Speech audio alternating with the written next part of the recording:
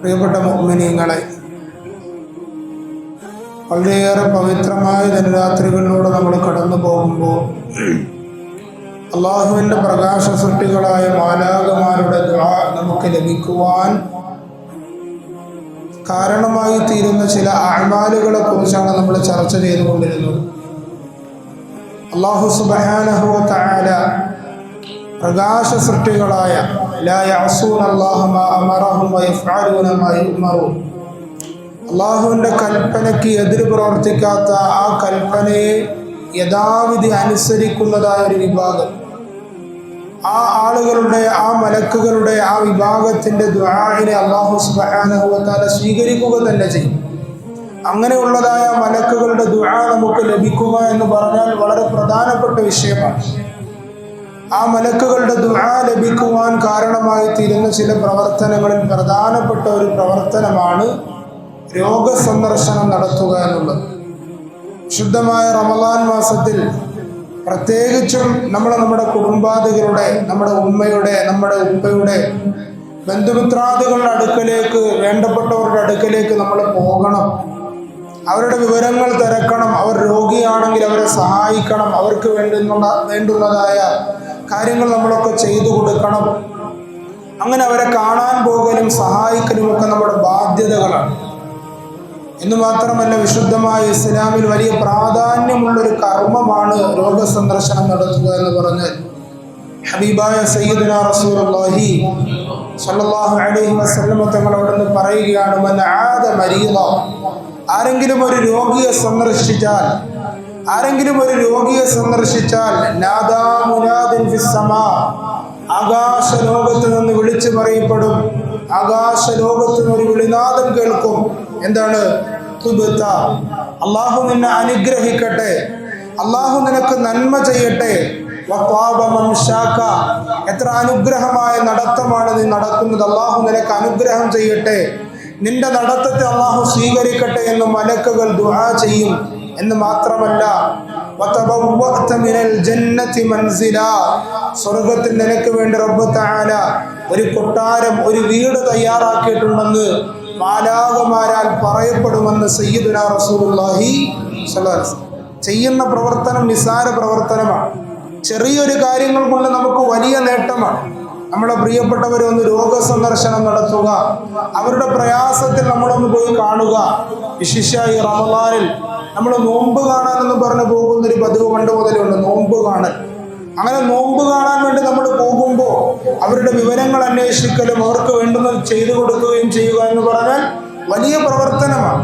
അതിലൂടെ നമുക്ക് ലഭിക്കുന്ന നേട്ടങ്ങൾ കണക്കില്ലാത്തതാണ്. എത്രത്തോളം എന്ന് പറഞ്ഞാൽ, ഹബീബായ റസൂലുള്ളാഹി സ്വല്ലല്ലാഹു അലൈഹി വസല്ലം തങ്ങൾ പറയുകയാണ്, ഒരു മനുഷ്യൻ പ്രഭാതത്തിൽ, രാവിലെ ഒരു മനുഷ്യൻ രോഗസന്ദർശനത്തിന് വേണ്ടി പോയി, സുബഹി നമസ്കാരം കഴിഞ്ഞിട്ട് നമ്മളൊരു രോഗിയെ സന്ദർശിക്കാൻ വേണ്ടി പോയി കഴിഞ്ഞാൽ വൈകുന്നേരം വരെ 70,000 മലക്കുകൾ ആ മനുഷ്യന് വേണ്ടി ഇസ്തിഗ്ഫാർ ചെയ്യുമെന്ന് സയ്യിദുനാ റസൂലുള്ളാഹി സ്വല്ലല്ലാഹു അലൈഹി വസല്ലം. ഒരു മലക്കെന്നല്ല പറഞ്ഞത്, 70,000 മലക്കുകൾ രോഗസന്ദർശനത്തിന് വേണ്ടി പോകുന്ന മനുഷ്യന് വേണ്ടി 70,000 മലക്കുകൾ ഇസ്തിഗ്ഫാർ ചെയ്യും. അല്ലാഹുവേ, ഈ മനുഷ്യനെ നീ പുറത്തു കൊടുക്കണേ അല്ലാ, ഈ മനുഷ്യനെ നീ പുറത്തു കൊടുക്കണേ അല്ലാ എന്ന് മലക്കുകൾ അല്ലാഹുവിനോട് ദുആ ചെയ്യുമെന്ന് സയ്യിദുനാ റസൂലുള്ളാഹി സ്വല്ലല്ലാഹു അലൈഹി വസല്ലം. ഇനി നീ വൈകുന്നേരത്താണ് രോഗസന്ദർശനത്തിന് പോകുന്നതെങ്കിലോ പ്രഭാതം വരെ നിനക്ക് വേണ്ടി 70,000 മലക്കുകൾ ഇസ്തിഗ്ഫാർ ചെയ്യുമെന്ന് ഹബീബായ റസൂലുള്ളാഹി സ്വല്ലല്ലാഹു അലൈഹി വസല്ലം. രോഗസന്ദർശനം ഇസ്ലാമിൽ വലിയ മഹത്വമുള്ള കർമ്മമാണ്. നമുക്ക് മലക്കുകളുടെ ദുആ ലഭിക്കുവാൻ കാരണമായി തീരുന്നതായ ഒന്നാണ്. നരകമോചനത്തിൻ്റെ ദിനരാത്രികളിലൂടെ നമ്മൾ പോകുമ്പോൾ, നരകമോചനം നമുക്ക് സാധ്യമാകണമെങ്കിൽ നമ്മുടെ പാപങ്ങൾ മാപ്പാക്കപ്പെടണം. മഗ്ഫിറത്തിൻ്റെ 10 നമ്മിൽ നിന്ന് വിട പറഞ്ഞു പോയെങ്കിലും മാലാഖമാർ നമുക്ക് വേണ്ടി ഇസ്തിഗ്ഫാർ ചോദിക്കുന്ന ഒരു കർമ്മം നമ്മൾ ചെയ്യുന്നതിലൂടെ നരകമോചനത്തിൻ്റെ സാധ്യതകൾ നമ്മുടെ മുമ്പിൽ തെളിയുകയാണ്. അള്ളാഹു നമുക്ക് നരകമോചനം നൽകുമാറാകട്ടെ. പ്രിയപ്പെട്ടവരെ, രോഗസന്ദർശനത്തിന് പോകുമ്പോൾ ചില കാര്യങ്ങൾ നമ്മൾ ശ്രദ്ധിക്കേണ്ടതുണ്ട്. ഒന്ന്, നമ്മൾ സന്ദർശിക്കാൻ പോകുന്ന രോഗി, അയാളെ കാണൽ ഇപ്പോൾ ഉചിതമല്ല എങ്കിൽ നമ്മൾ നിർബന്ധം പിടിക്കാൻ പാടില്ല. എന്തെങ്കിലും ഓപ്പറേഷൻ കഴിഞ്ഞിട്ട് അല്ലെങ്കിൽ എന്തെങ്കിലും ഇൻഫെക്ഷൻസ് ഉണ്ടാകാനുള്ള സാധ്യതകളുണ്ടെങ്കിൽ അവിടെ നമ്മൾ ചില ആളുകൾ ഹോസ്പിറ്റലുകളിൽ ചെന്നിട്ട് ബഹളം വെക്കുക, രോഗിയെ കാണണമെന്ന് നിർബന്ധിച്ച് ആ ഡോക്ടർമാരോട് കയർത്ത് സംസാരിക്കുക, അങ്ങനെയൊക്കെയുള്ള സാധ്യതകൾ നമ്മുടെ സമൂഹത്തിൽ കാണാറുണ്ട്. അങ്ങനെ രോഗികളെ കാണുന്നതിന് വേണ്ടി കാണരുത് എന്ന് പറയപ്പെട്ട് കഴിഞ്ഞാൽ പിന്നെ കാണാൻ വേണ്ടിയിട്ട് നമ്മൾ നിർബന്ധം കാണിക്കാൻ പാടില്ല. ചില ഇടങ്ങളിലേക്ക് ചെല്ലുമ്പോൾ രോഗിയെ കാണാൻ പാടില്ല എന്ന് പറഞ്ഞു കഴിഞ്ഞാൽ ചിലപ്പോൾ കുടുംബ ബന്ധം പോലും തകരാനുള്ള സാധ്യതയുണ്ട്. ഞാൻ വന്നപ്പോൾ ഒന്ന് കാണാൻ അനുവദിച്ചില്ല എന്ന് പറഞ്ഞിട്ട് ചെറിയ ചെറിയ നിസ്സാരമായ കാര്യങ്ങളുടെ പേരിൽ കുടുംബ ബന്ധം പോലും കുറഞ്ഞു പോകുന്ന കാരണങ്ങൾ ഉണ്ടാകുന്നു. അപ്പൊ രോഗിയെ കാണാൻ വേണ്ടി നമ്മൾ ഇറങ്ങുമ്പോൾ ആ രോഗിയെ ഞാൻ കാണാൻ പോകൽ എന്തെങ്കിലും പ്രശ്നമുണ്ടോ എന്ന് നമ്മൾ അന്വേഷിക്കണം.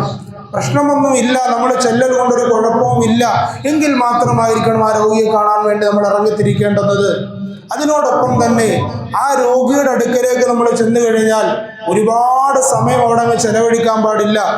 നമ്മളവിടെ ഇരിക്കൽ രോഗിക്ക് സമാശ്വാസം നൽകുന്നുണ്ട് എങ്കിൽ മാത്രമേ അധിക സമയം രോഗിയുടെ അടുക്കൽ ഇരിക്കാൻ പാടുള്ളൂ. അല്ലെങ്കിൽ രോഗിയുടെ അടുക്കൽ നിന്ന് പെട്ടെന്ന് തന്നെ രോഗസന്ദർശനം നടത്തി നമ്മൾ മടങ്ങേണ്ടതുണ്ട്. അതുപോലെ തന്നെ രോഗിയുടെ അടുക്കൽ ചെല്ലുമ്പോൾ രോഗിക്ക് വേണ്ടി പ്രത്യേകമായി ദുആ ചെയ്യണം. രോഗിക്ക് വേണ്ടി പ്രത്യേകമായി ദുആ ചെയ്യണം.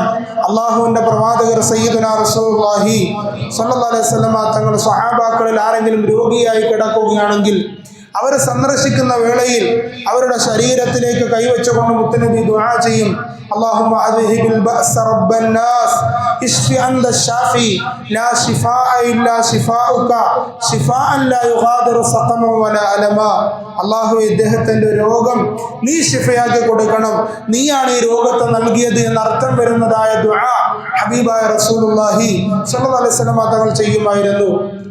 അതോടൊപ്പം തന്നെ രോഗിയോട് നല്ലത് മാത്രം പറയുക, മോശമായ വാക്കുകൾ പ്രയോഗിക്കാതെ, രോഗത്തിന്റെ കാഠിന്യത്തെക്കുറിച്ച് പറഞ്ഞ് വിഷമിപ്പിക്കാതെ, പ്രശ്നമാക്കണ്ട കേട്ടോ, വിഷമിക്കണ്ട കേട്ടോ, എൻ്റെ രോഗങ്ങൾ അല്ലാഹു മാറ്റിത്തരും, നീ വിഷമിക്കണ്ട, ദുഃഖിക്കണ്ട എന്നുള്ളതായ സമാശ്വാസത്തിന്റെ സാന്ത്വനത്തിന്റെ വാക്കുകൾ പറയുക.